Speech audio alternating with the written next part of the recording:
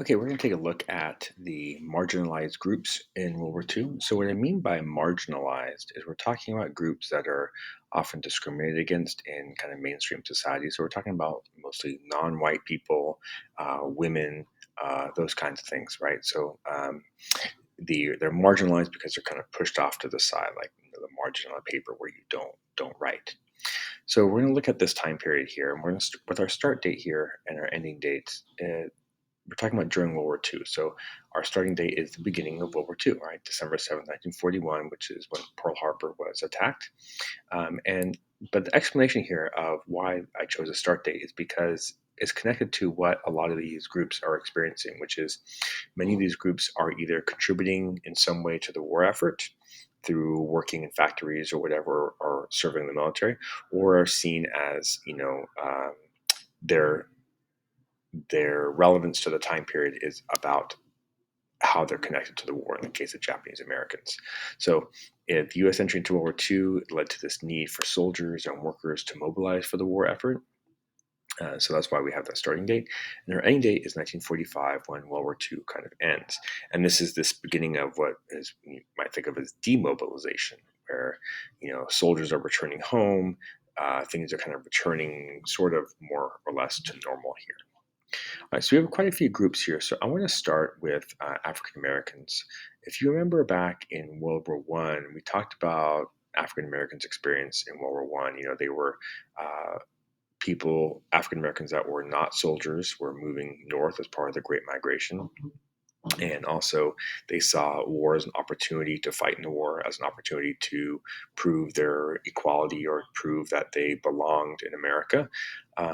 And so, what we have here of African Americans is a similar sort of situation where the Great Migration does kind of continue. You have this movement to northern cities for these factory jobs that are provided for the war effort. But what we see is a little more activism in terms of actually pushing for equality here. So there's A. Philip Randolph, who was a African American Union leader, and he basically demanded of President Roosevelt and said, "Hey, these companies that are building stuff for the war effort, you need to make sure that they are not discriminating against Black Americans." And so, you know, what FDR established was this Fair Employment Practices Commission that would investigate some of those discriminations. It didn't have a ton of power, but was pretty important kind of symbolic victory here for African Americans that the government was now going to look after them in some way and actually attempt to prevent the discrimination that was occurring. You also have civil rights groups like the Congress of Racial Equality, which will still be around in the 1960s with the civil rights movement there. But during World War II, they're using protest strategies, sit-ins, and activist demonstrations to protest segregation that's occurring. Okay, so African Americans are kind of seeking their equality during this time. And when it comes to the military, military traditionally with African Americans in the United States, African Americans were in the military, but only allowed to do kind of labor intensive tasks, loading things and that sort of thing, very menial tasks. And they weren't really allowed to fight. And at the beginning of World War II, that was very much the case. There was this enforced segregation, very much kind of menial labor at home, not actually in Europe. But there was a little bit more integration, some in the Navy, some in the Army, as the war kind of progressed on. And 700,000 Black soldiers served in the military during World War II, so it's quite a lot. All right, another group that served in the military quite a bit were Native Americans. You had about 25,000 of them that served in the military. And one of their jobs was as what are called code talkers. The U.S. military had them speak in their own languages because they thought that the Japanese and the Germans would never be able to figure out what the languages were. So they were kind of worked in their code kind of department. You also had a number of Native Americans, about 70,000, that left the reservations for work in factory jobs. And this kind of movement out off the reservations kind of increases pressure for assimilation, where assimilation being kind of Native Americans joining kind of white society and conforming to those attitudes and beliefs about what society should look like. All right, so we also have Mexican Americans. If you remember during the Great Depression, there was this kind of deportation of many Mexican American workers because there was competition for jobs. Well, now that World War II mobilization is occurring, there's a need for workers. So these kind of deportations, they stop, and there's a kind of reversal here where instead the government institutes this Bracero program, which is like a guest worker program where immigrants from Mexico could come and work in the United States, many of them in agricultural areas or some factories, mostly in the Southwest in places like Texas, Arizona, California, that kind of thing. But there was also racial tension between Mexican Americans and white people, right? So in Long Beach, you had these kind of what are called the Zoot Suit riots in Long Beach, where there was this tension between the white sailors that were stationed in the naval base in Long Beach and Mexican Americans. And at the time, it was fashionable for young Mexican American men to wear Zoot suits. These are suits that had there was a certain style to these suits where they were long coats, kind of baggy pants. There were like chains hanging off of the suits, and so it was very distinctive kind of look for them. They would have they have ducktails in their hair, that sort of thing. And so, they kind of stood out. And so these tensions between these two groups, the Mexican Americans and these sailors, kind of spilled over, and there were attacks by white sailors against Mexican Americans. And the result here was that the zoot suits in Los Angeles were banned from being worn. So you can kind of see that Mexican Americans were kind of scapegoated or blamed for these riots, even though that if you look at the news coverage of the time, it wasn't necessarily the case. All right, so when we talk about Chinese Americans, one of the things that's happened back in 1887, there was this Chinese Exclusion Act where immigration by the Chinese was prohibited. Well, in World War II, that act was repealed, and part of this is a result of some sympathy that was developing towards the Chinese because Japan had invaded Manchuria, which is part of China, and had kind of started to take over China, and so there was more positive propaganda portrayals, contrasting the Chinese versus the Japanese. The Japanese were seen as the aggressors of World War II, and the Chinese were kind of seen as victims here. So there's a little more sympathy. You had a lot of immigrants, Chinese immigrants that came in were women that were kind of that would marry Americans. You had this kind of war bride kind of situation. All right, now probably most famously in World War II is we talk about women here. Most famously in World War II, women were working in factories, right? So there's a 60% increase in women working outside the home.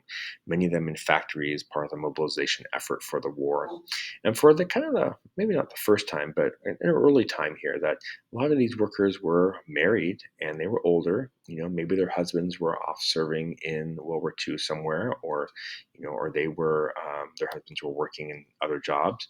But you had married women, and they were a little bit older, so we're not talking about young single women anymore. They're working in factories, and they were being actively recruited. Right, this is that famous Rosie the Riveter, the famous poster. She's got her, she looks strong. She says, "We can do it." So the Rosie the Riveter was like an active way to recruit women into the workforce so they could do their part for the war effort. You also had kind of the carryover, these pink collar jobs, these typists, secretaries, clerical jobs.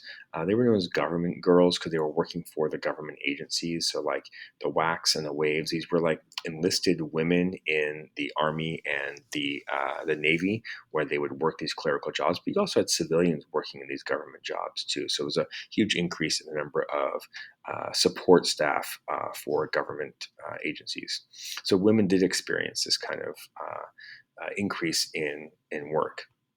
However, a couple of things here, contradictory characteristics here. So black women were paid less, and they tended to work menial jobs. They didn't have access to the same kinds of jobs that white women had. So it's kind of a continuity that they experienced from before the war. There's also a rise in divorce rates during World War II. Part of that might be separation between spouses, fighting the war, being at home or whatever.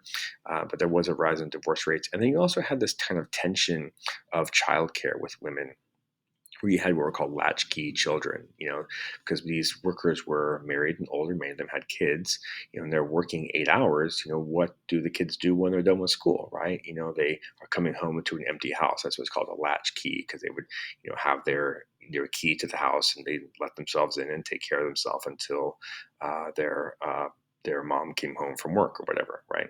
So there is this conflict between work and childcare that existed for women. And the last group I want to talk about here are Japanese Americans. Um, another kind of well-known fact about World War II is the internment of Japanese Americans here. And so there was this increase in prejudice against Japanese Americans based on these rumors that they'd somehow helped in the attack on Pearl Harbor. And none of them were true, obviously, but those stories spread pretty quickly. And what's interesting is that the federal government is the one that was really driving the action against the Japanese in America.